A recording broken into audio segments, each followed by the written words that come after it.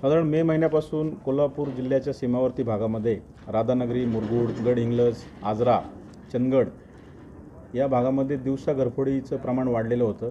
या अनुषंगाने स्थानिक गुन्हे शाखेला देखील समांतर तपासाच्या सूचना दिलेल्या होत्या।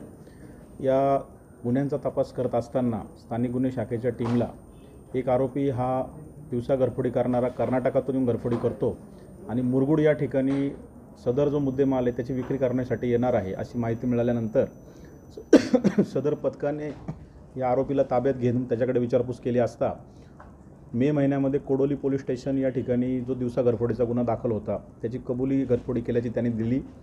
यामध्ये त्याचा अजून एक साथीदार मूळचा खानापूर बेळगाव जिल्ह्यातीलच निष्पन्न झाला।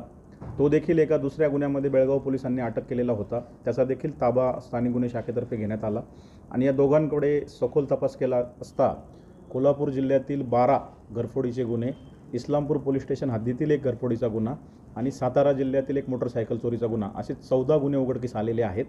सदर आरोपींकडून साधारण जवळपास 86 लाखापेक्षा अधिक रकमेचा सोने, चांदी, मोटरसायकल, गुन्हे करण्यासाठी वापरली जाणारी कटावणी असा मुद्देमाल हा जप्त करण्यात आलेला आहे। या आरोपींची मोडस कटावणीच्या सहाय्याने सीमावर्ती भागातील दिवसा जे घर बंद आहेत त्यांना लक्ष्य करून कटावणीच्या सहाय्याने दरवाजा तोडून आत प्रवेश करणे व चोरी करणे अशी यांची गुन्हा करण्याची पद्धत आहे। या गुन्ह्यांमधून जो मुद्देमाल या आरोपींनी चोरला होता त्यामध्ये जे सोन्याचे दागिने होते ते विविध फिनकॉप कंपनीमध्ये सोने तारण ठेवून त्यावर कर्ज घेणे आणि मौजमजा करणे असा देखील उपयोग या चोरीच्या किंवा घरफोडीच्या गुन्ह्यातून जो मुद्देमालाची विल्हेवाट लावून यांनी केलेला आहे।